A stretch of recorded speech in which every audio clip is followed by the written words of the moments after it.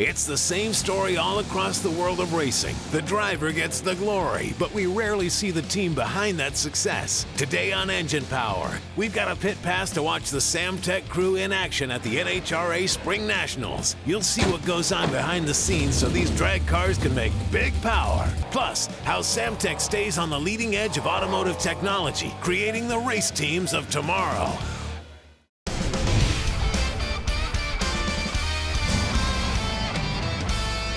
Welcome to Engine Power. Today we're on the road where Pat used to spend 23 weekends out of the year chasing the biggest trophy in drag racing, the Wally. Now it took a ton of man hours, dedication, and blood, sweat, and tears for just a little over 6 seconds of glory. But today is nothing about that moment of glory. We're going to be bringing you the behind-the-scenes action, what it takes to get to that point, and we're bringing it straight into your living room, from the work on the cars to the talented men and women who make it all happen.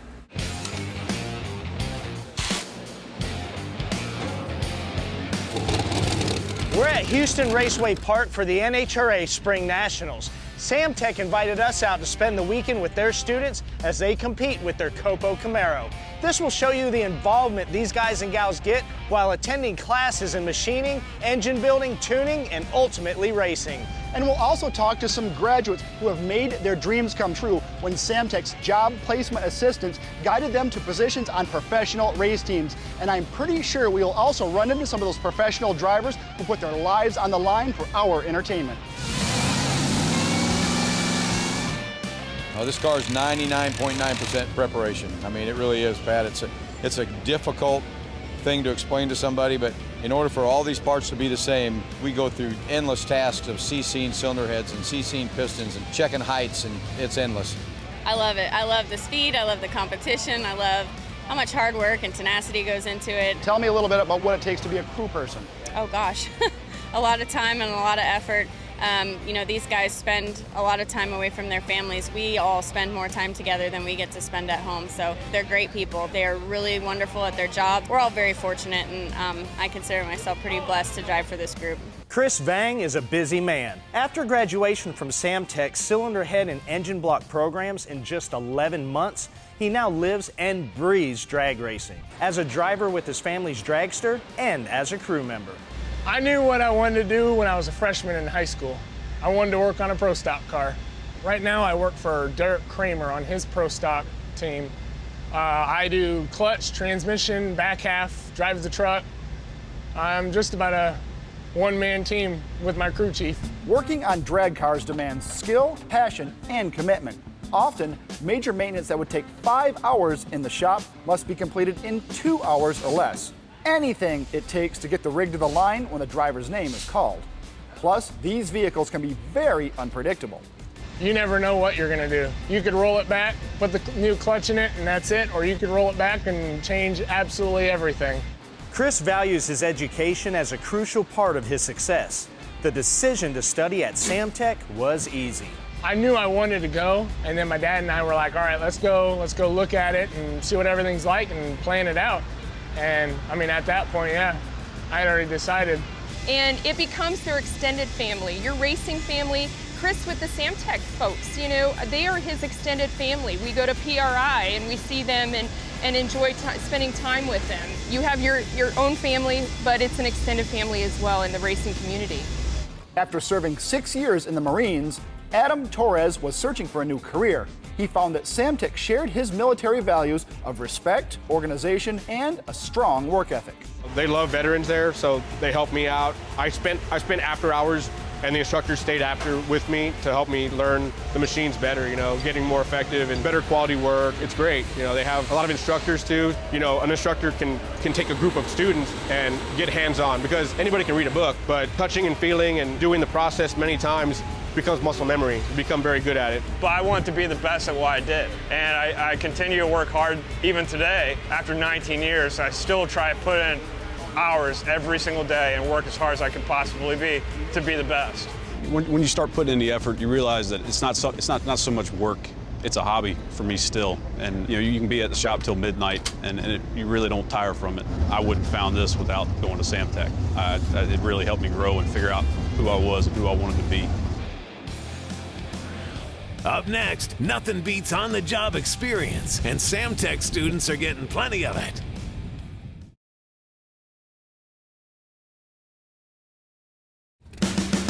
We're back at Houston Raceway for the NHRA Spring Nationals. The School of Automotive Machinists and Technology, SAMTech for short, calls Houston home as well.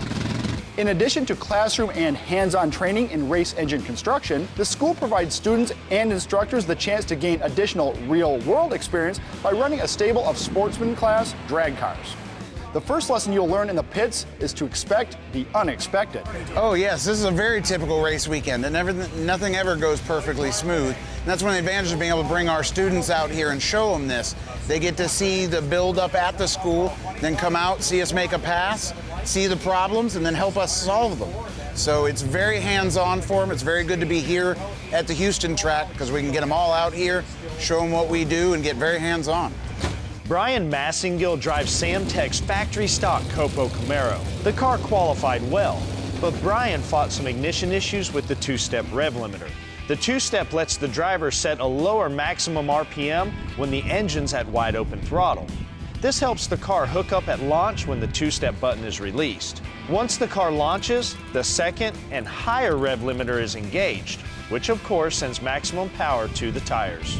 Some of our adjustments we were making, we were in the car, was I was putting it on the two-step and then coming off of it just to see where that die is so our tuner could get in there, look at the fuel map, and make the appropriate adjustments.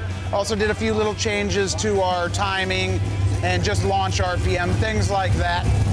The crew works quickly, tracking down all possible trouble spots, looking for anything that could be wrong with the car. They spray all of the ignition connections with WD-40 to ensure good electrical contact. They check the condition of the spark plugs and put fresh ones in to help diagnose the engine's tune.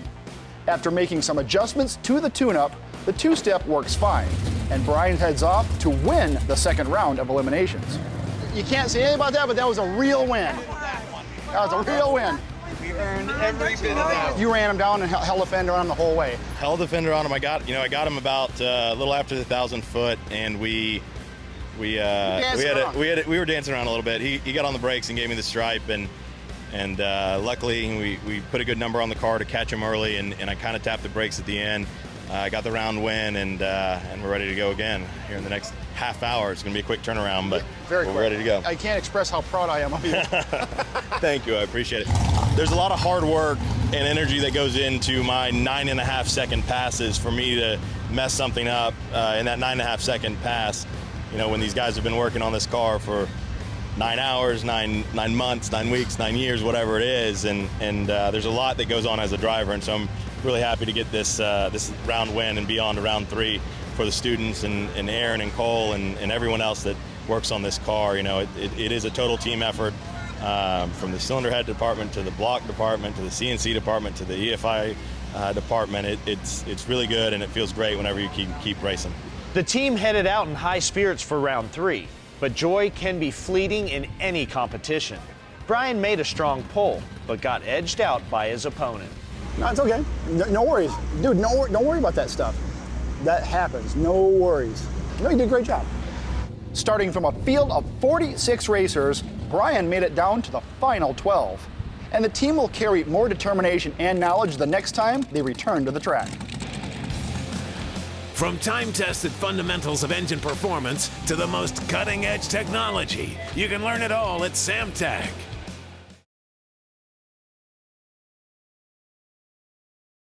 We're back at SAMTech, which is the School of Automotive Machinists and Technology. We just saw the students and instructors thrash in the heat of battle out in the pits at the NHRA Spring Nationals. It takes a ton of skill, knowledge, and composure to survive at the highest level of drag racing. And this is where the SAMTech students receive the training that they need to succeed.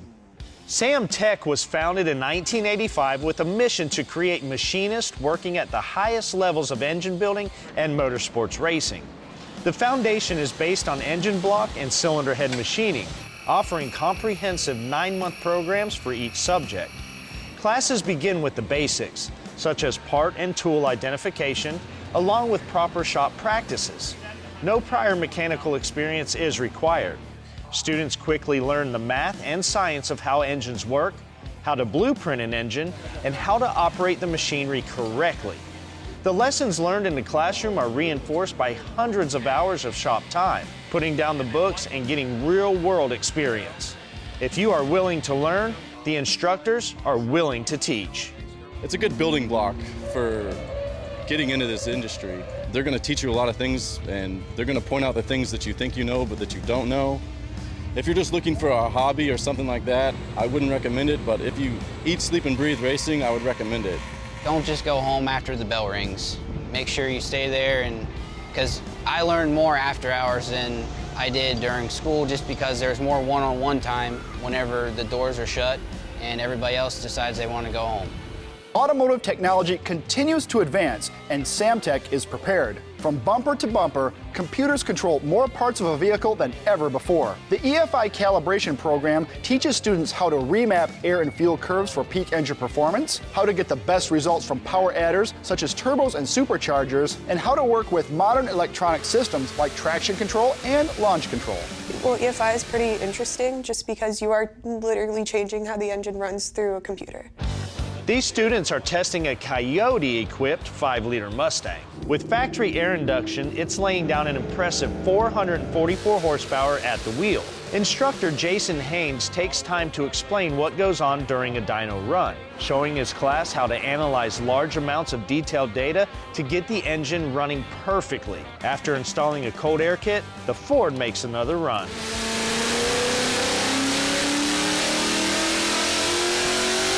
It picks up 4 more horses and 12 pound-feet of torque. From modern muscle to stunning classic cars, plenty of quality rides make their way into the shop. This gasser caught our attention, and we couldn't wait to get the details from the owner.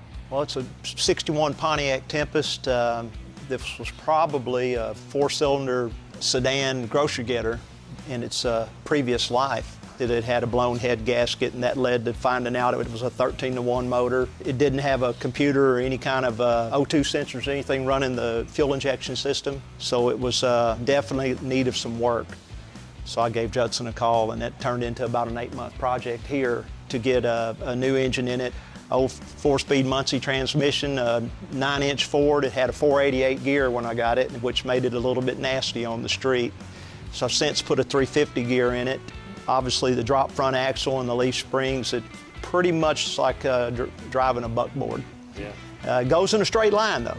That's cool. It runs good. The interior in this car is beautiful, and I'm led to believe that that's the original interior in this thing. That is the factory original interior. That's incredible. Ooh, that is clean, clean. Doesn't get any prettier than that. Wow. It's a ZZ4 short block, just a standard board 350 cubic inch. So what kind of attention does it get? What do you like to do with it? Drive it down the road? What? Yeah, I live in a small town, and you don't take it anywhere without, if you're watching the mirrors, you'll see people behind you jockeying in and out of traffic just to pull up beside you, either give you a thumbs up, taking pictures, taking videos. Unbelievable. Beautiful car. CNC machining has been around for decades, but the technology has really advanced in the past few years. CNC is computer numerical control, so we have our milling machines here that are controlled by a computer that we program. So that way they remove the material from the metal to get whatever desired object out of it. Some of the biggest advantages of CNC machining are accuracy, automation, and repeatability. Repeatability is a big thing, especially if you're producing cylinder heads of the exact same port over and over again. All I have to do is turn the machine on, bolt the head down, and hit go. And I get the same result over and over and over again. SAMTech has a thorough CNC program which gives students the knowledge they need from the ground up. So what we do is we get into G-code, which is what these machines run on. So they learn how to write that program by hand, and then we move into Mastercam, which is our CAD/CAM software. So then they learn how to do design work, they learn how to do toolpaths. We come down here on the machines, we do class projects for the school, their own personal projects if they want. Today, the students are working on a part for a hand-built Rolls-Royce Roadster. The vehicle will run a P51 Mustang engine, and it needs a custom-designed intake manifold. From a solid block of aluminum, the CNC machine slowly sculpts the finished piece, which will hold multiple Weber carburetors once it's complete. CNC capability is in high demand in all aspects of industrial production. We have the big international oil and gas companies calling us constantly, needing and wanting our CNC machinists because there's such a need there. And the hands-on training, the machining, there's such a need right now for that. And we have employers that are not just automotive that are calling us, asking for our students. There's no limit. They can keep going, progressing, moving on, and there's no stopping them, really. Up next, most schools have laboratories, but SAMTechs are the loudest.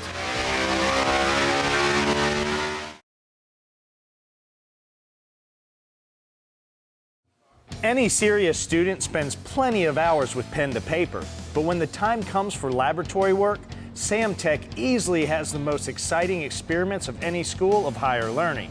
While others are creating ionic compounds, or at best dissecting a frog, these scholars are prepping a supercharged LS to make well over 1,000 horsepower.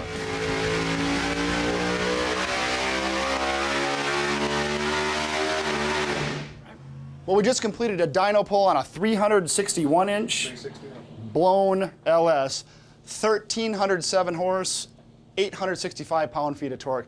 That is incredible. This is a race engine. Now, what is this going, Jimmy? Copo Camaro. Okay, so Copo Camaro engine. The idea that you can have that little of cubic inch and make that kind of power on one of these is unbelievable. And you can tell by the graph, valve train stability is right. The actual package of the tune-up is right. The engine is still in one piece, so nice job to SAMTech. There are jobs where you can make a good living, and there are jobs where you do what you love. Mesa Newman is making plans for both. A lot of my friends grew up doing what their parents did, and they go right into high school or college and they get a degree and they do whatever their parents do, and they're not happy because they don't have the time to explore and figure out what they want to do. And like, I could not imagine to live a life where you're working and you hate your job. So I'm very thankful for SAMTech. Mesa appreciates the small class size, typically about 20 students. It gives everyone plenty of time to ask questions and to train with shop equipment. This place isn't a huge school, so there's a lot of opportunities for any time you want to work on hands-on. You talk to somebody and I think just the availability of machines probably. One of the perks for students at SAMTech is they occasionally get the chance to run their own project engines in the dyno cell. Bryce Center is currently in the block machining program. He's testing the 408 cubic inch engine that will go in his Cadillac. It's going in a 2004 CTSV, just kind of a street car, make it tape to the strip down there in Denver, Colorado, here and there. It's a 6.0 block. We got Wiseco pistons, Callie's crank, Callie's rods, running about 13.1 compression. In search of more power, the heads were ported by the crew over in the cylinder head program. Fully CNC'd, flowing about 365-ish, around in there. Bryce wants the engine to make 600 horsepower or more, and based on the specs he shared with us, we're sure he'll reach that goal. Keeping in touch with the demands of larger corporate employers, SAMTech has added an Associate of Applied Science degree to their curriculum. Focusing on engine block and cylinder head machining, it includes 5 courses in communications, math, science, and sociology required to achieve the degree. This opens doors to careers that require a 2-year diploma. And as they get out into the field, it will help them become managers or directors. And there are certain levels once you get into particularly a bigger machine shop or a bigger company that you must have an associate degree to apply for a higher level position. So it's allowed our students who climb higher in the industry. For 6 years, Elizabeth of VTS served in the Army motor pool as a wheeled vehicle mechanic. Later, when she watched a machinist create more horsepower with his knowledge, she decided that she wanted to be a machinist too. I found it so fascinating that, he's using all these math skills, all these science skills, all these other areas that you learn in school, and you're putting it into this craft, into this masterpiece, and putting it into a vehicle and letting it go. From the moment Elizabeth made that choice and contacted the school, SAMTech was there to help. I don't have my family out here. All my family is back home in Washington. So the help that I received from Sam has been so important, so special. The automotive industry is expanding, and so is the school. But we bulldozed 2 houses that we'd bought next to our property, and we're building a building larger than the whole school now, and we're going to include welding in there. In addition to the welding department, the new building will house the EFI calibration department along with additional teaching space and machinery. If you are serious about learning automotive technology, SAMTech is serious about you. For more information on anything you've seen today, visit PowerNationTV.com.